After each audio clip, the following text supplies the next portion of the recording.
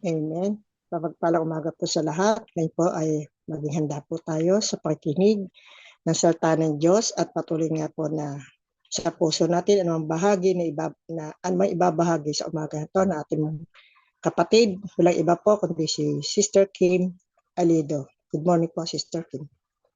Good morning po sa bawat isa. Totoo pong napakabuti ng ating Diyos na buhay. Amen. Praise the Lord.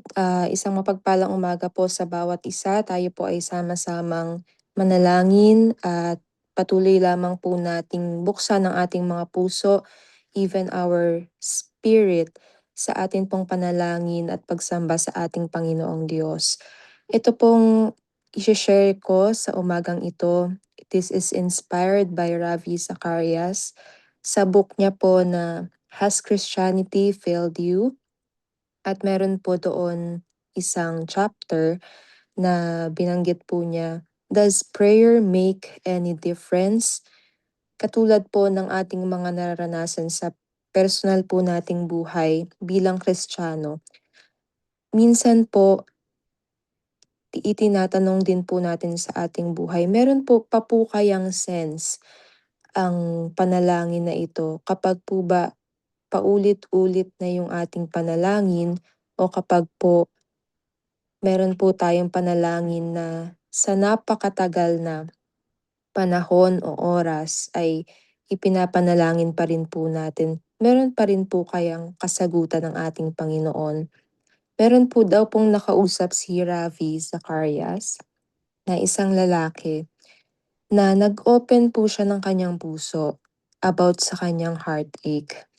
At naranasan po niya na yung specific na kanyang panalangin ay kabaligtaran po ang nangyayari. So, yun po ang kanyang frustration na siya ay nananalangin pero kabaligtaran naman ang nangyayari sa pinapanalangin niya. Nagkaroon ng broken family, loss of loved one, failure in career, pwedeng yung kanyang kalusugan ay nag-fail din. So lahat po ng kanyang pinag-pray ay sinabi niya kahit isa doon ay hindi sinagot ng Diyos. So naramdaman po ni Ravi ang frustration na yon ng lalaking iyon dahil sa lahat-lahat ng kanyang pinag-pray, sa lahat din ng aspeto ng kanyang buhay, ay hindi niya po naranasan yung kasagutan ng ating Panginoon.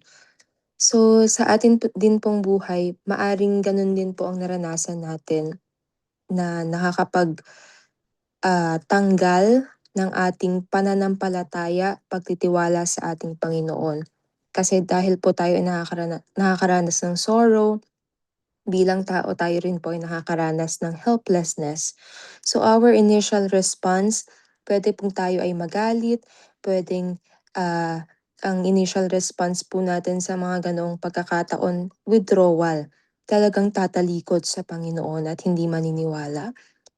Meron pong mararamdaman natin sa buhay natin something is lacking, mayroon bang kulang, at mag-i-start po tayong i-compare yung ating sarili doon sa ibang tao na nagiging kalakasan nila ang panalangin dahil sa mga answered prayers po na nakikita natin sa kanilang buhay.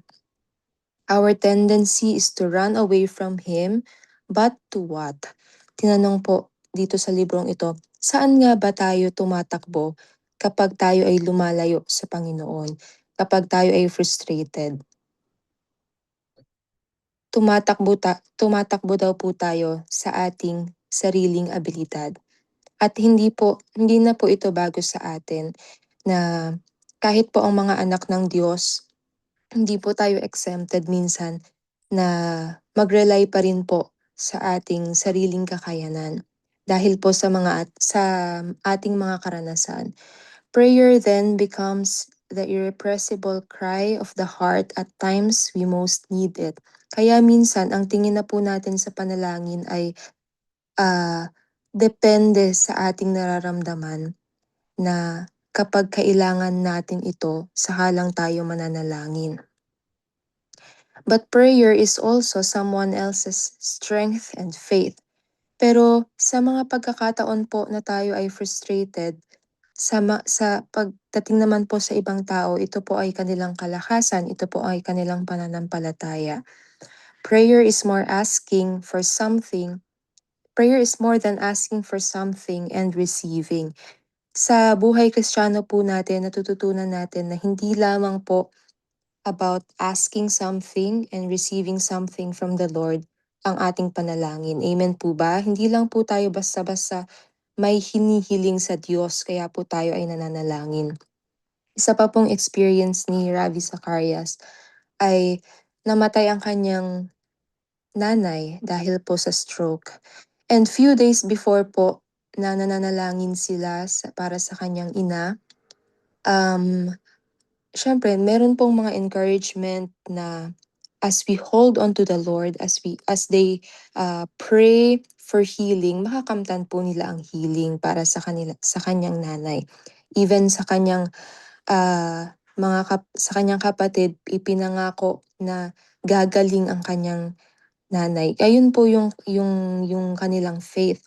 Yung mga elders of the church pumunta sa kanilang bahay para manalangin sa kanilang ina, pero still umuwi sa Panginoon yung kanilang ina. So they are devastated at hindi lamang doon natatapos yung devastated feeling na yon.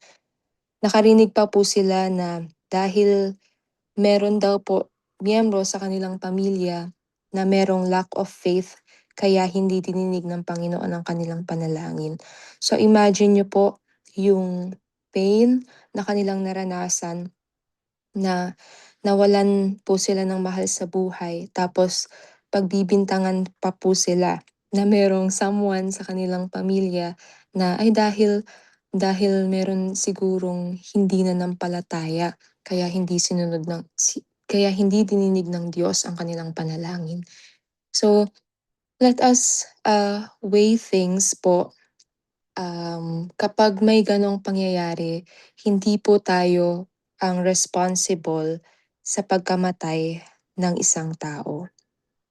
So, kahit po tayo ay nananalangin, meron pong greater purpose ang ating Panginoong Diyos at hindi po tayo ang responsable doon. Kaya hindi po natin pwedeng sabihin na ay base sa ating judgment sa mga tao na meron silang lack of faith. The moment po na tayo ay manalangin, mayroon na po tayong pananampalataya sa Panginoon. So mag-ingat din po tayo na kapag po tayo ay nakaka-witness ng ganoong pangyayari, hindi po natin kayang i-judge ang tao. Only the Lord can put the right judgment upon all of us. So minsan naiinsulto po tayo sa ganong pagkakataon dahil sa mga unanswered prayers. At dahil po doon, pinanghinaan tayo ng loob at tayo po ay umaalis sa pananampalataya sa ating Panginoon. Pero sa kabilang banda, sa mga ganong pagkakataon pa po mismo, mas lumalapit naman po tayo sa ating Panginoon. Amen po. Dahil sa ganong pagkakataon, kailangan natin ng protection, kailangan natin ng comfort, kailangan pa rin po natin ng healing sa ating wounded hearts. Our understanding is that we need to plead or beg God. So mas nagiging parang mahirap ang panalangin sa atin dahil sa ganong pagkakataon. Na parang kailangan po ba natin talagang mag-beg o mag-plead sa ating Diyos kapag po tayo ay nananalangin? So parang minsan naiisip po natin, kailangan po ba natin talagang mahirapan pagdating sa panalangin? Ang sagot po doon ay kapag po tayo ay nagbibigay reverence sa ating Diyos, nakikita po natin talaga ang ating sarili that we are not equal God. Hindi po talaga tayo papantay sa ating Diyos.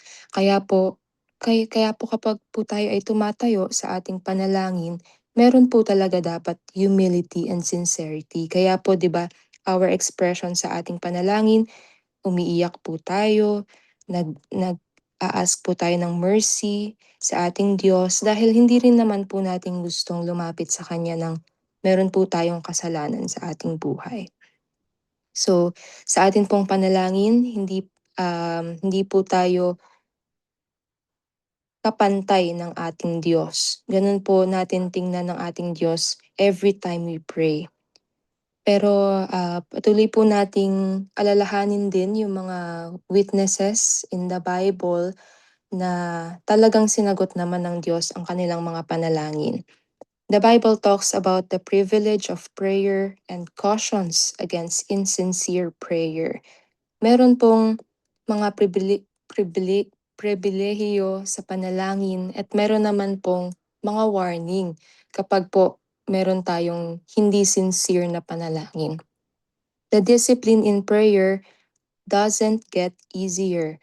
In the morning or at night, it is a challenge.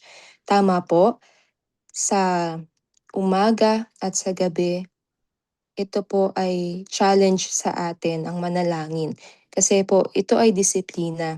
Ang panalangin po ay isang disiplina. But there are still different experiences which we sensed God's clear answer within our spirit.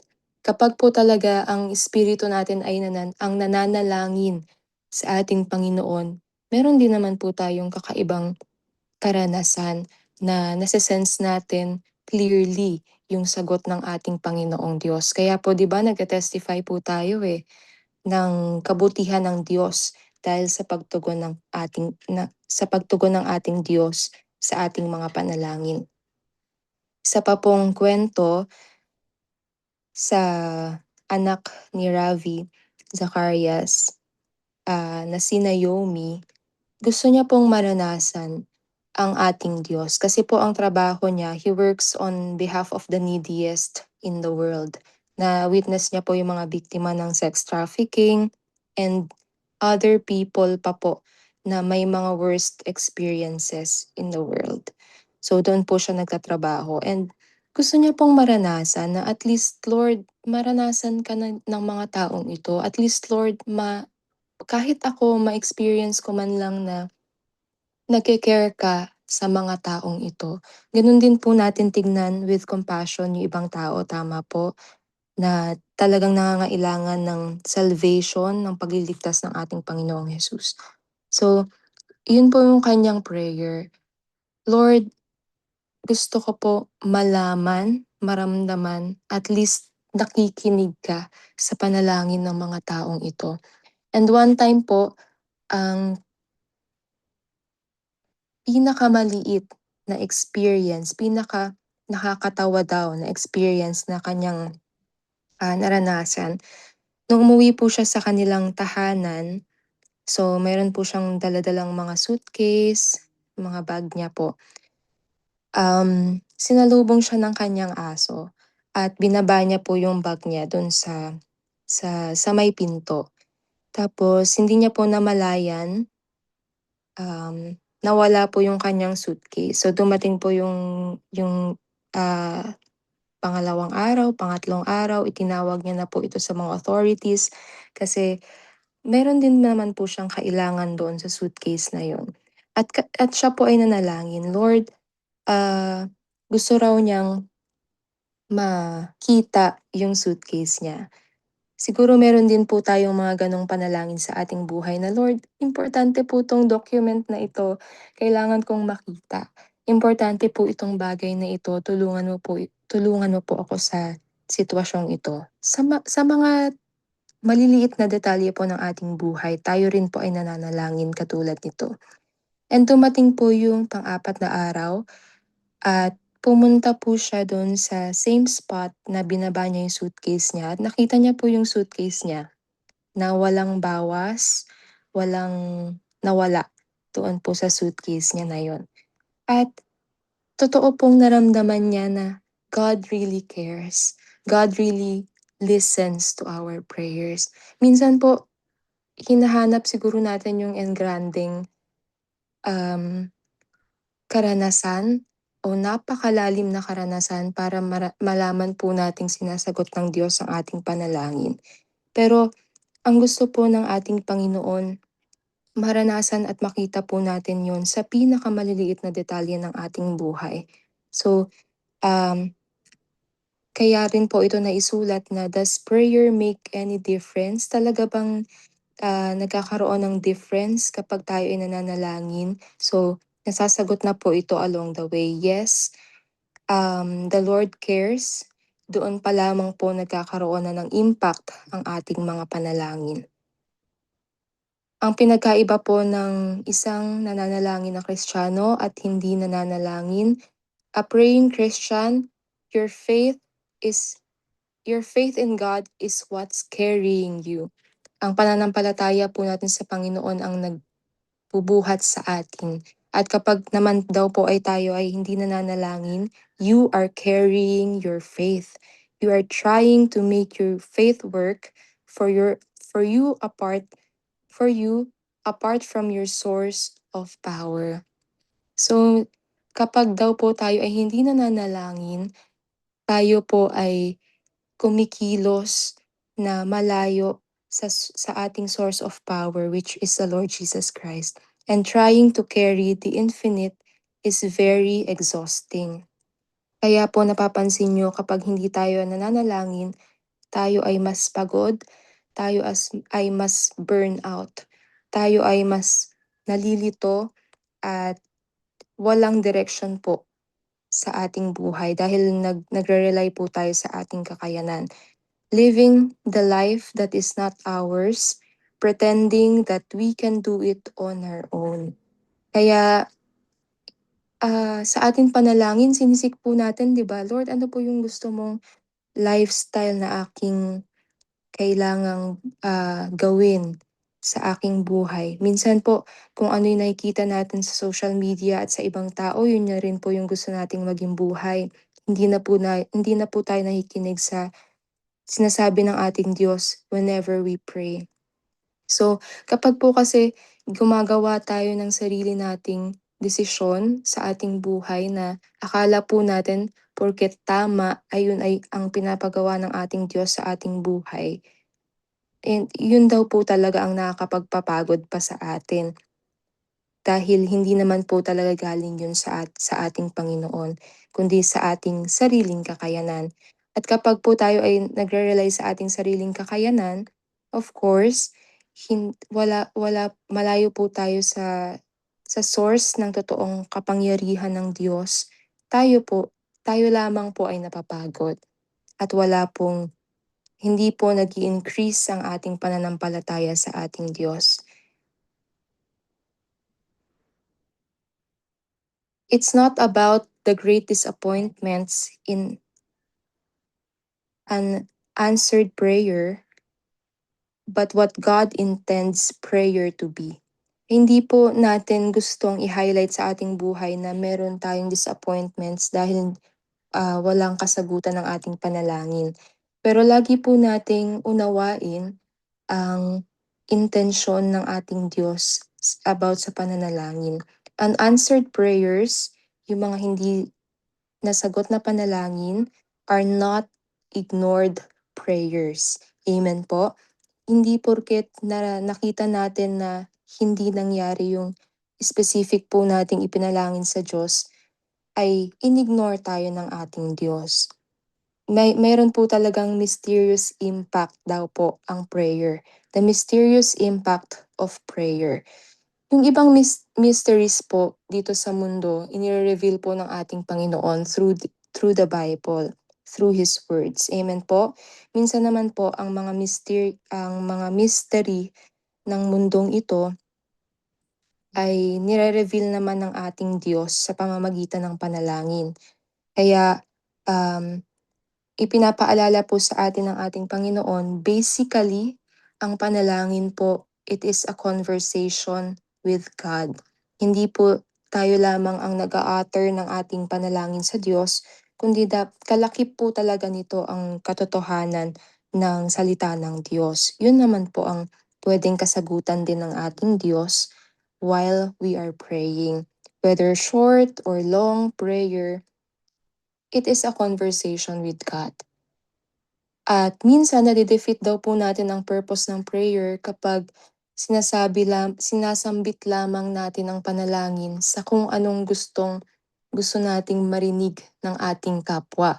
Minsan kapag po tayo ay nagpe-pray publicly, hindi po talaga natin kinakausap ang ating Diyos. Nade-defeat po natin yung purpose of prayer. Kasi po ang sentro ng panalangin ay hindi po tayo.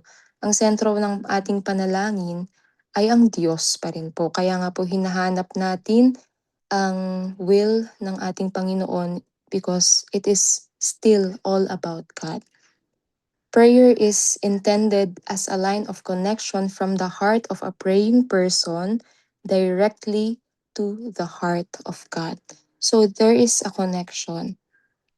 Hindi po siya fixed formula na kapag po tayo ay nanalangin at nasagot ng Diyos, doon po natatapos yun.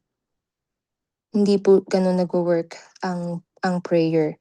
It is consistent at nagbubuo at nagde-develop pa rin po ng koneksyon natin sa ating Panginoon. So ang impact po noon, even yung mga sitwasyon po na naka-harden ng ating mga puso, meron pa rin daw pong possibility na magkaroon tayo ng longing sa communication natin sa ating Panginoon. When we ask someone who is not a Christian to pray for them, most of the time they agree. So kung meron may nawi-witness pa rin po tayo 'di ba na kapag tinatanong po natin yung ating kapwa na hindi pa mananampalataya sa ating Panginoon, kapag po tinatanong natin sila, "Can I pray for you? Puwede ba kitang ipanalangin?" Nag-a-agree po sila. So ganun pa rin po nagkakaroon ng impact ang panalangin. Talagang kailangan pa rin po ng tao ang panalangin. Jesus himself practiced a life of prayer and told the disciples to imitate him. 'Di ba po? Kung minsan nararamdaman po natin at tinatanong po natin kung may sense pa ba at may difference pa ba na nagagawa ang panalangin, alalahanin po natin ang ginawa ng ating Panginoong Hesus. Jesus on prayer. No one is a better instructor in prayer than Jesus himself. Mababasa po natin yan sa New Testament, especially po sa first four gospel books sa New Testament. Hindi na po natin iisa-isahin yun. Familiar na po tayo sa mga panalangin na na-utter ng ating Panginoong Hesus. So, familiar po tayo sa the Lord's Prayer. Nag-umpisa po siya sa ah, tatlong words na Our Heavenly Father. So nakita po natin doon yung weight ng prayer, 'di ba po? Napakabigat, napaka-challenging ng prayer. Prayer really is hard work, sabi nga ni Ravi Zacharias. So you are recognizing His sovereign rule over your life. Katulad ng pananampalataya ng Hudyo, God was so revered, so distant na hindi nila kayang humarap sa ating Panginoon, so holy that His name could not be spoken. Ganun po ka taas ang tingin nila sa ating Panginoong Diyos.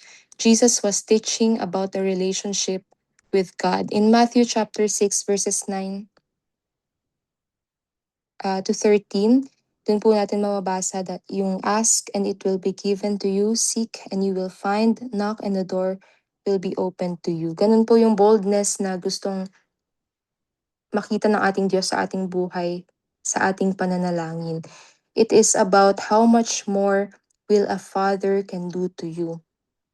Na-experience din po ito ni Ravi sa kanyang pamilya. Nung lumindol, nagkaroon ng lindol na malakas at yung kanyang tito at pamilya ng kanyang tito ay kumatok sa kanilang pintuan around midnight. At hindi po ito convenient para sa kanila dahil napakaliit lamang daw po ng space nila at sakto lamang para sa kanilang pamilya. Pero for 3 months, in-accommodate po nila ang kanilang mga kamag-anak na nangangailangan ng shelter dahil nga nawalan po sila ng bahay dahil sa umalis po sila muna dahil sa lindol. So napaka-inconvenient po ng kanilang na-experience na pinakain, pinatuloy sa kanilang bahay. So, very specific po, no, na kanyang naranasan. How much more para po talaga ang kayang gawin sa atin ng ating Panginoon kapag po tayo ay kumatok sa Kanya at humiling ng tulong. God is always available for us. God knows every heart and every need. Ito po ang ating comfort sa ating pananalangin. Kapag po tayo ay nawawala na ng tiwala sa ating Panginoon, the Lord knows. The Lord is still available for us. God will give us the Holy Spirit when we need it. Ito po ay regalo sa atin ng ating Panginoon na pwede po nating maranasan, pwede po nating makasama habang po tayo ay nananalangin. The indwelling presence of God makes God both the enabler of our prayers and the provider of answers to those prayers. So hindi rin po sapat yung mga sermon, hindi rin po ito sapat na naririnig natin no matter how sincere, how true, hindi po ito nakakapagpawala ng ating problema. Hindi rin po ito nagiging sagot sa ating problema. So having answers is not essential to living. Kaya po, wag po nating i-focus yung ating isipan sa kasagutan sa ating panalangin. Hindi raw po yun ang pinaka-essential sa ating buhay. What is essential is the sense of God's presence during dark seasons of questioning. So ano po ang ating expectation? We must stay watchful after praying. Kasi po, minsan nakakampante po tayo na kapag na-utter na po natin ang ating prayer, ay wala na po tayong gagawin. Minsan po, kapag katapos nating manalangin, it may still hurt, meron pa rin pong doubt, pero we must be watchful. Prayer is more about the Lordship of Jesus than getting answers. So wag po tayo daw mag-focus on getting answers to our prayers, pero mag-focus po tayo on who Jesus is. Doon po natin nararanasan na makita yung perspective naman po ng ating Panginoon than our perspective. Your kingdom come.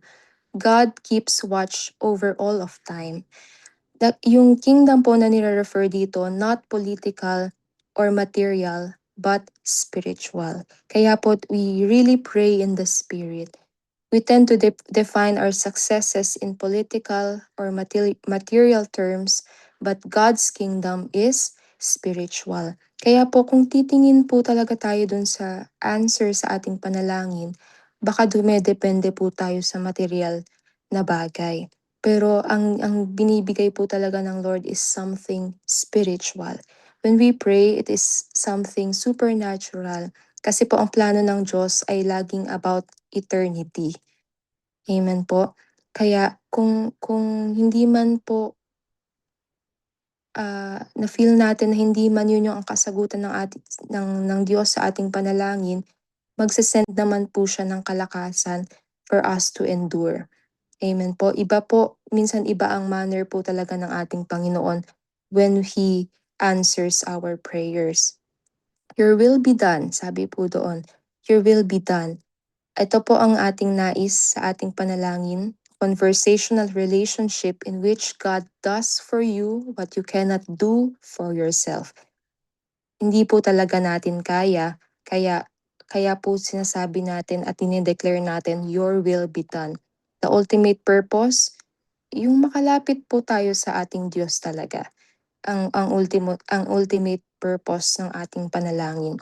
So Jesus, katulad po ng ating Diyos, tinapos niya po ang paglakad niya hanggang sa pagkamatay at muling pagkabuhay. Tinapos niya po iyon dahil alam niya po yung purpose ng ating Diyos. Pero naranasan din po niya mag-struggle katulad po natin, di ba po?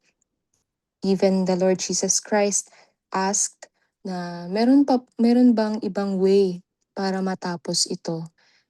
Pero God sent an angel to strengthen him. Ang kasagutan ng Diyos, hindi yung tatanggalin yung sakit or yung takot natin. Pero yung kasagutan ng Diyos pwedeng about sa pagsama niya sa atin to fulfill our task, to fulfill kung ano po yung purpose na binibigay niya po sa ating buhay. Prayer is hard work. Being aligned with God's will is not easy, but it is worth it.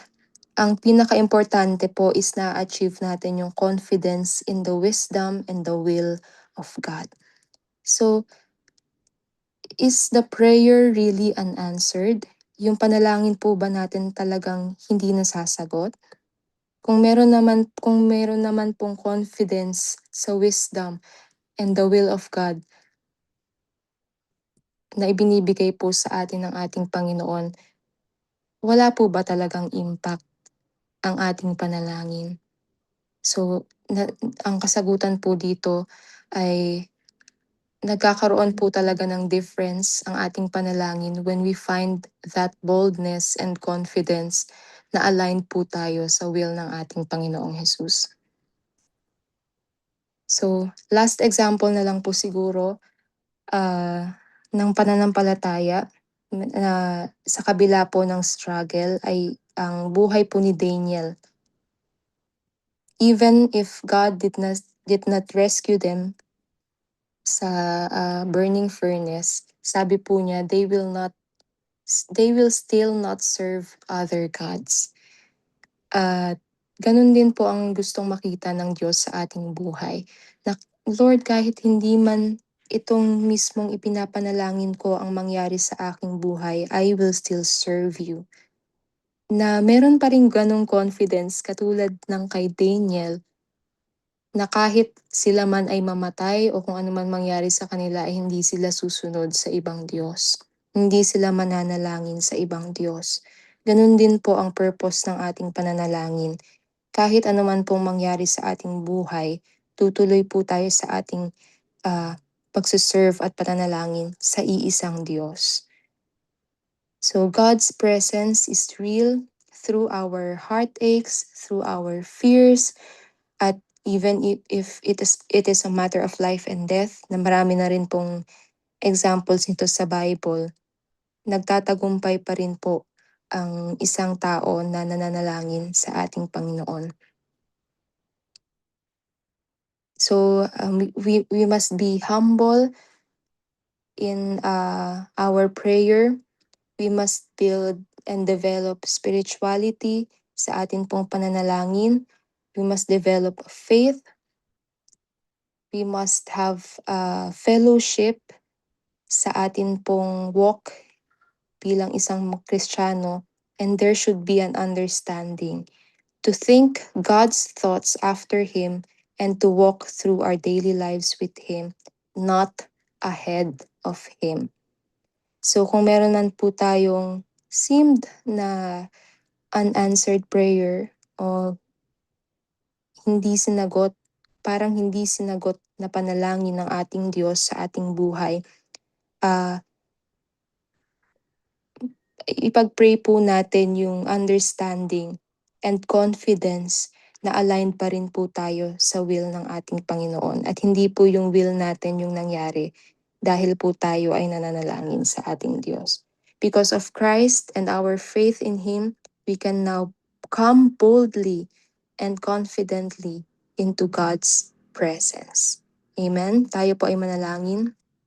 Lord, we ask for your presence patuloy sa aming prayer life, O God. Nagpapakumbaba po kami, Panginoong Jesus, at sinusurrender po namin ang aming buhay, ang lahat po ng aming naiisip, ang lahat po ng aming ninanais, O Diyos, sa iyo, O God.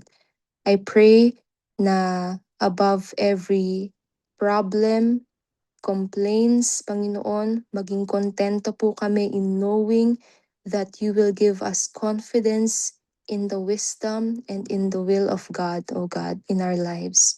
Panginoon, salamat po that your Holy Spirit is available in us na amin pong maranasan in our prayer life, O God. Salamat, Panginoon, that you alone are making a difference in our prayer life, O God. Lord, it may seem like an unanswered prayer, pero Panginoon, kung nililid mo po kami sa mas malalim at mas magandang plano mo sa aming buhay, O God. Lord, we surrender to that will, O God. We surrender to your plans in our lives. We surrender, Lord, to that wonderful purpose ng aming mga buhay, O God. Give us understanding, give us boldness, Panginoon, every time na kami po ay lumalapit sa iyo, O Diyos, we will receive and hear you, O God, because you listen, you care, Panginoon, sa iyong mga anak, O God. Salamat, Panginoon. We still believe, Lord, in the same God na nagpapagaling, in the same God, Lord, na tumutugon ng aming mga panalangin, O God.